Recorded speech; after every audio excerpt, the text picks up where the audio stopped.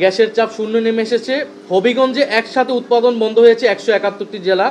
নারায়ণগঞ্জে উৎপাদন বন্ধ হয়েছে 450টি ডাইং কারখানা এবং বিজিএমএ সদস্য কারখানা যে রয়েছে তাদের প্রায় 30 থেকে 35% তাদের সক্ষমতার তুলনায় কম উৎপাদন তারা করছে। নির্ধারিত সময়ে পণ্য জাহাজীকরণ করা যাচ্ছে না এবং উৎপাদন কমে যাওয়ায় শ্রমিক ছাঁটাই করা হচ্ছে, ফলে শ্রমিকের চাকরি ঝুঁকিতে পড়ছে। জ্বালানি তেল সংকটে আপনারা জানেন যে এই সরকার আসার পরে মার্চ এপ্রিলে পাম্পগুলোতে ভয়াবহ পেট্রোল এবং ডিজেল সংকট শুরু হয়েছিল এবং প্রচুর লাইন আমরা দেখতে পেয়েছিলাম এবং সংসদে তখন জ্বালানি মন্ত্রী তিনি প্রথমে দাবি করেছিলেন যে কোনো তেলের সংকট নেই, জ্বালানি সংকট নেই, এগুলো হচ্ছে পরিকল্পিতভাবে করা হয়েছে।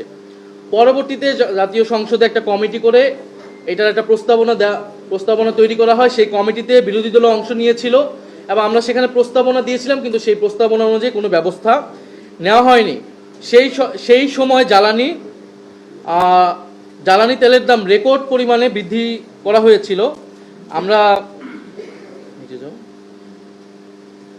অকটেন হচ্ছে 20 টাকা লিটারে, পেট্রোল 19 টাকা, কেরোসিন 18 টাকা এবং ডিজেল 15 টাকা। এবং এই মূল্য বৃদ্ধিটা পণ্য পরিবহন, সেচ, কৃষি গুলা সেক্টরে এটা সরাসরি প্রভাব বিস্তার করেছে। এই যে সংকট, এই সংকটের পিছনে আমরা দেখেছি যে স্থানীয় নেতাদের প্রশ্রয়ে সিন্ডিকেট গড়ে উঠেছিল। পাম্পের ভূগর্ভস্থ ট্যাঙ্কে তেল মজুত করে রাখা হয়েছিল। অভিজ্ঞতাহীন প্রভাবশালী গোষ্ঠীর সরবরাহ ব্যবসায় প্রবেশ করেছে এবং উচ্চ কমিশনে বিপিসি এবং পেট্রোবাংলায় পাইকারি বিক্রি শুরু হয়েছিল, এবং অর্থাৎ জ্বালানি ক্রয়ে স্বচ্ছতার প্রশ্নটা অনুপস্থিত ছিল। এবং বিভিন্ন জায়গায় আমরা দেখেছি পাম্পের মজুদের ঘটনায় স্থানীয় সংবাদ মাধ্যমে এসেছে, প্রশাসনের অভিযানও সেটা এসেছে। সেই সিন্ডিকেট সরকার কিন্তু ভাঙতে পারেনি। আমরা যদি গ্যাসের দিকে আসি, বর্তমানে দৈনিক গ্যাস চাহিদায় 43% ঘাটতি রয়েছে। দিনে আপনার 380 কোটি ঘনফুট হলো চাহিদা, সেটা এখন 215 সরবরাহ আছে 215 কোটি ঘনফুট। ঢাকার মতো শহরে দিনে এখন প্রায় 12 থেকে 14 ঘন্টা চুলা জ্বলছে না। বিদ্যুতের ঘাটতির কারণে বিকল্প হিসেবে বিদ্যুৎ সরবরাহের সুযোগও সীমিত রয়েছে।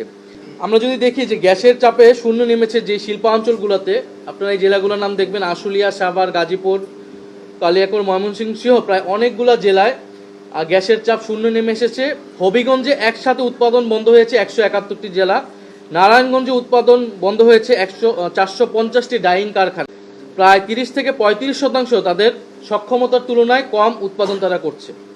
নির্ধারিত সময়ে পণ্য জাহাজীকরণ করা যাচ্ছে না এবং উৎপাদন কমে যাওয়ায় শ্রমিক ছাঁটাই করা হচ্ছে, ফলে শ্রমিকের চাকরি ঝুঁকিতে পড়ছে।